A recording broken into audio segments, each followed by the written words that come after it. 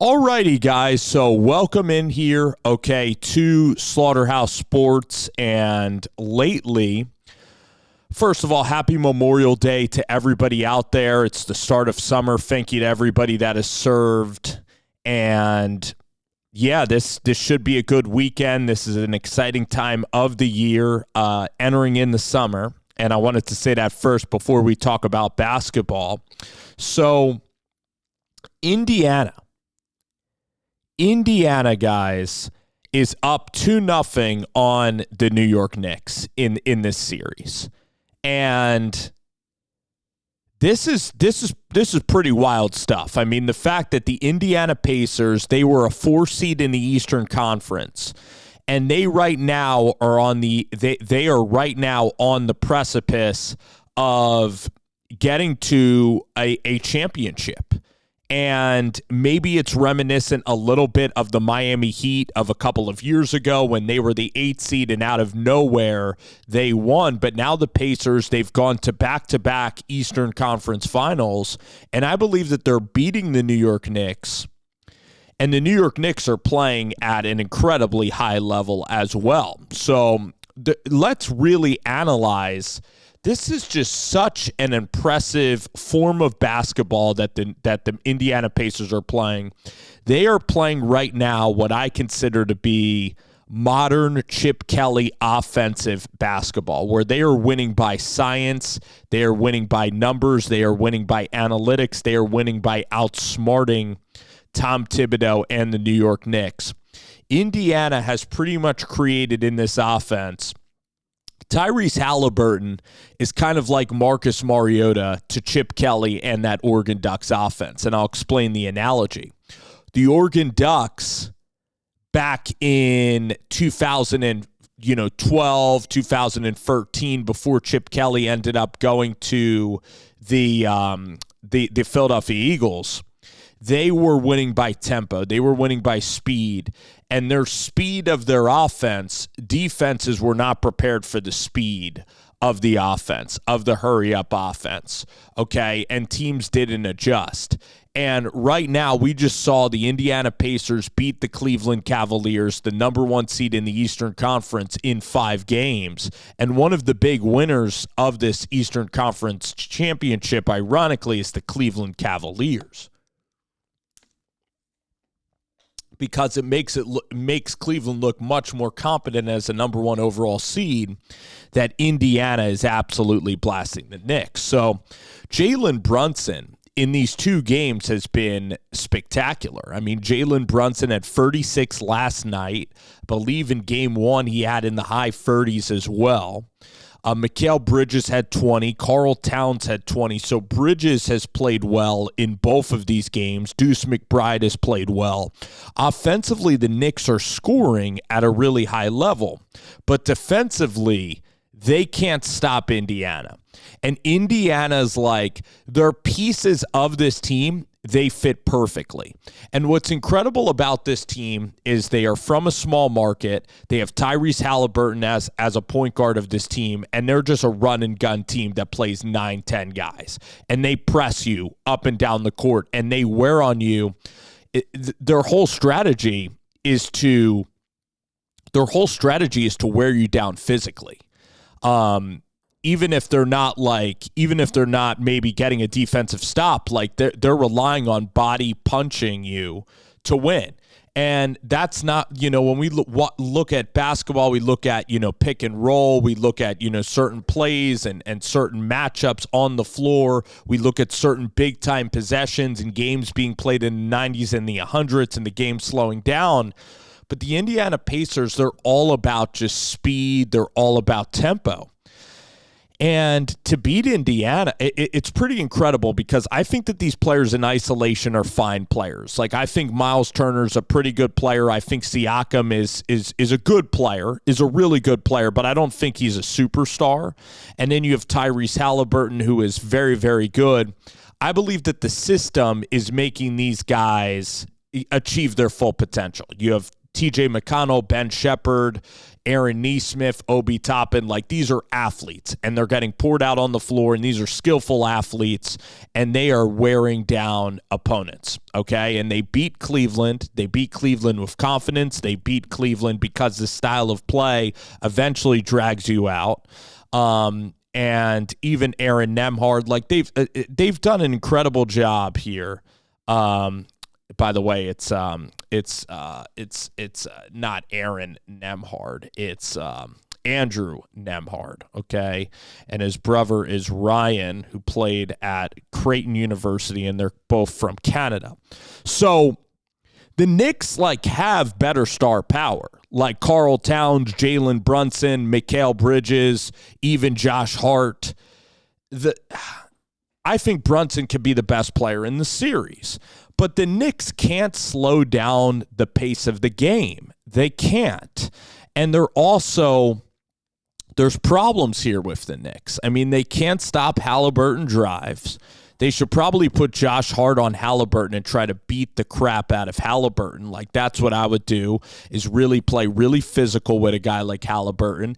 And you need to be shooting the ball. You need to be shooting the ball 5 seconds left on the shot clock. You have to limit possessions, because if you shoot a three-pointer with 10 seconds left, whether you're making it or missing it, you're just putting mileage on yourself. You need to have a set defense. You need there to be a lot of fouls. You need the game to be choppy and slow. You need to play the game in the 80s and the 90s.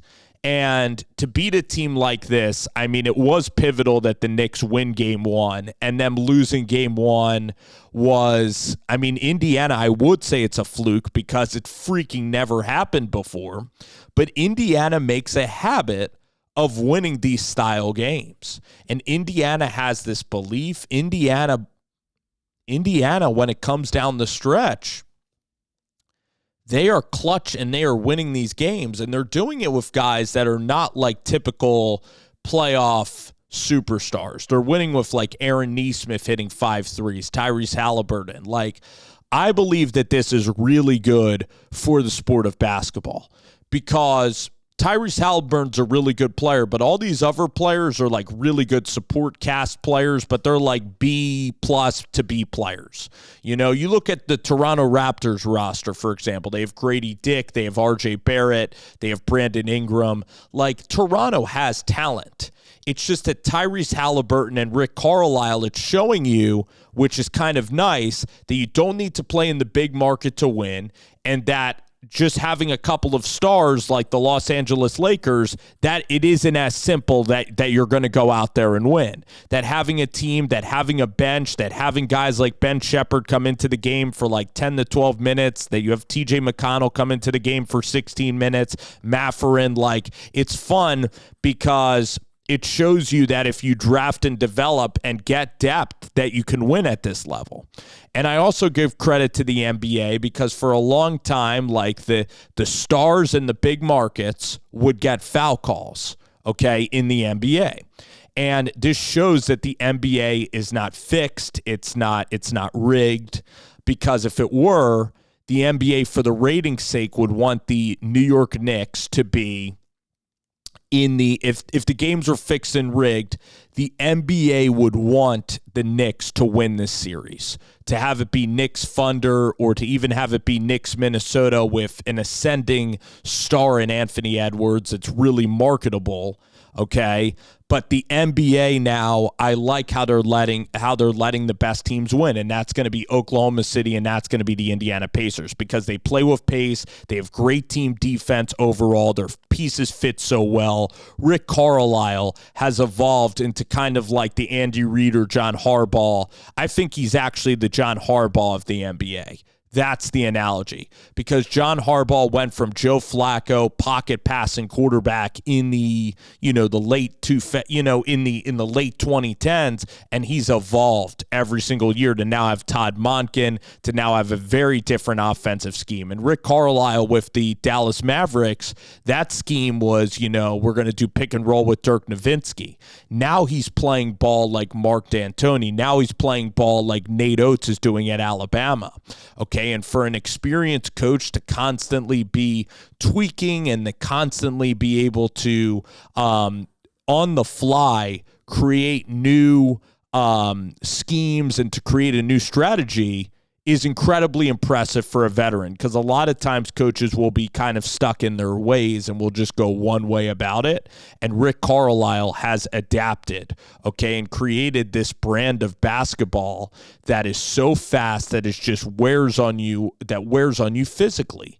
And it's almost like a science and an analytic approach. We're going to get this many shots at the basket. We're going to push the ball all the time, and they're going to get tired. And it's unrelenting, okay? There's no flinching in the strategy. There's no second guessing it. I mean, if this strategy goes wrong, okay, and teams are just, that's the thing about it. If you don't have the players to run this scheme, you could get your doors blown off, because then you're just hoisting threes and you're bricking threes, and then the other team is flat out killing you. If you don't have really skillful players, if you don't have really smart offensive schemes, if you don't have a guy in Tyrese Haliburton that when the other team makes a run, he's able to slow it down and he's able to get you in the really good shots. Tyrese Haliburton, in fact, might just be, I know we talk about Shai Gilgeous-Alexander, but Tyrese Haliburton in these playoffs might be the most valuable player. Because if you put even Shai Gilgeous in this offense, I'm trying to think about another point guard that is a really, really good player. Let's think about a guard or a really good point guard.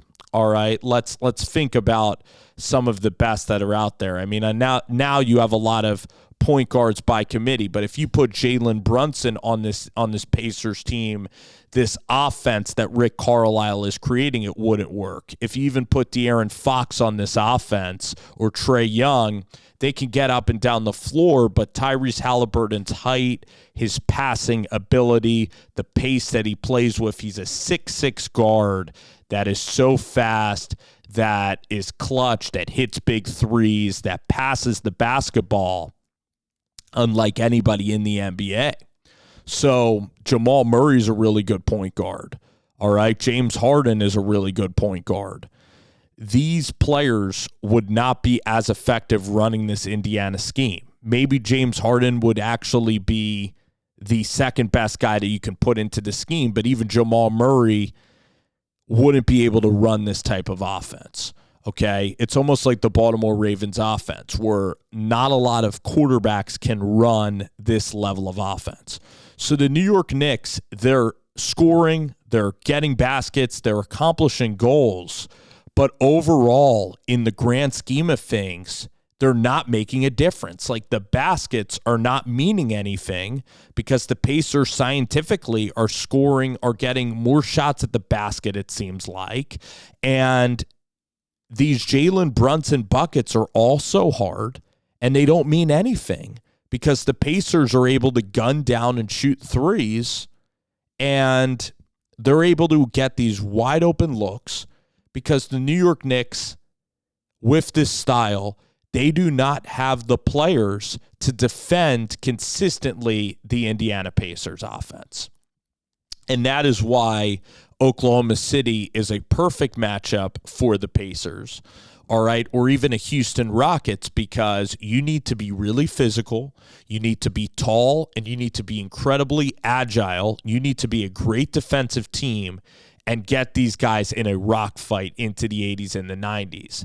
And the Houston Rockets are a team that the Houston Rockets style of basketball, of we'll kick your ass, that style and all those guys that Ime Udoka plays is actually the perfect match to this run and gun style of Indiana. You need a great defense. You need to slow the game down. And the New York Knicks have a pretty good offense. They play at a relatively pretty high level pace as well. The Pistons have absolutely drained the Knicks of their energy. The Boston Celtics have as well. And the New York Knicks, I mean, if Tatum didn't get injured, that series could have won 6 or 7 games. The East is weaker probably than the West, I would say. But you got to give credit to now Indiana, because this is not This is not a fluke what they're doing. This is an unbelievable scheme, unbelievable offense. I do think Oklahoma City's probably going to win the finals in like 5 games. But for Indiana, like, I want to see them maybe win a championship with this style because I want them to cement their status. Because I believe that if Oklahoma City goes out there, beats them in 5, I'm sure we'll remember this Indiana team as being a real threat. But I do want to see them when they get to the finals. Like, this style is just bonkers in so many ways. You know, how Rick Carlisle and this team, how this small market team who doesn't have the most payroll, I mean, it's not spending probably the most money on, it's not into the luxury tax, how they're combining like all of these role players, and you have one player in Haliburton who's a really good player, but I don't even think he's trying to become a megastar, kind of like Jokic. And right now I do, with these accomplishments and with these shots, Haliburton to me is probably 7th or 8th in the NBA. He's not the most gifted scorer. He's not even the most gifted shooter of the basketball. But his passing and how he's able to orchestrate this offense is really unique, and it's ridiculous. So the New York Knicks, I can't emphasize this enough. I know that this is a longer video. The New York Knicks are scoring and doing things, but the Indiana Pacers are almost like, okay, you can go out there and you can flat out just, you know, knock yourselves out with trying to make these 2-point shots. It really doesn't matter. Like, we're not all that concerned about you. I'm trying to think of the analogy. Let me think of the perfect analogy. Okay, it's kind of like you're a table tennis, you're a ping pong player, and you constantly got all of these ground strokes that you're working on. But your opponent's looking at you and saying, your serve is horrible, so I'm going to beat you on your serve. And then your return of serve is terrible too. So even though your forehand and backhand are fantastic, and even though you think you're working and you think you're gaining ground, you're just not. It's almost like, again, like a racer, like you're playing a cross-country meet and you have a sprinter out there, and, you know, the horse or the sprinter, in this case, cross-country reference, gets out to a little bit of a lead. And then you're kind of like, eventually you're able to catch up to that player and to that, you know, runner. And then it's like, okay, this is cute. You know, you're putting in great effort. You're showing your talent. But guess what? These last 200 meters of this race, I'm going to absolutely kick your ass. The New York Knicks right now are a racehorse that is a good racehorse, but that is built for a short distance run, that is built for 7 furlongs, and they're playing a horse that is built at the Belmont to absolutely play 11 furlongs. And the Knicks are staying, you know, they're going tit for tat for the 7 furlongs, but then those last 4 furlongs, it's over. And now Indiana at home, every other day you're playing the series. The Pacers know their physicality. The Pacers know they've won the game before the game even started.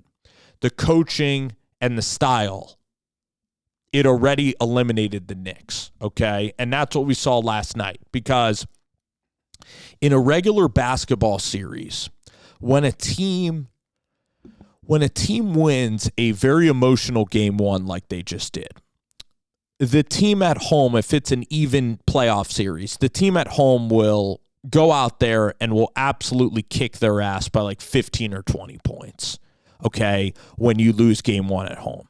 But the Pacers last night, Haliburton, it's like they didn't even play their perfect game, but they're going to always be in the game because of this style of basketball and because the Knicks can't do anything about it. The Knicks cannot play defense on these guys. The Knicks cannot, in this 24-second shot clock, with the rules of the NBA, they cannot affect the Indiana Pacers.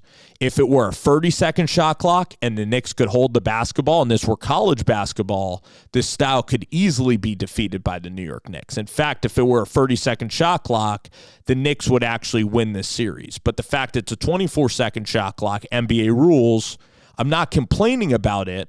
I'm just saying that the Pacers are perfect to play this style. And if the Knicks, you need to use your bench, and the Knicks need more forwards that they need more Josh Hart and Mikal Bridges. Okay, they just do. And Jalen Brunson in this series, even though he scores, he is a bad matchup defensively. It's a bad style matchup for the New York Knicks and for even Jalen Brunson. He's scoring at a high level, but again, he's playing a taller point guard, and defensively, the Knicks are not able to answer this team. So the style of this fight is a really bad style. So the Knicks do a lot of things great, and ironically, they're playing at their peak level, and it feels like Indiana's just coasting and still kicking their ass.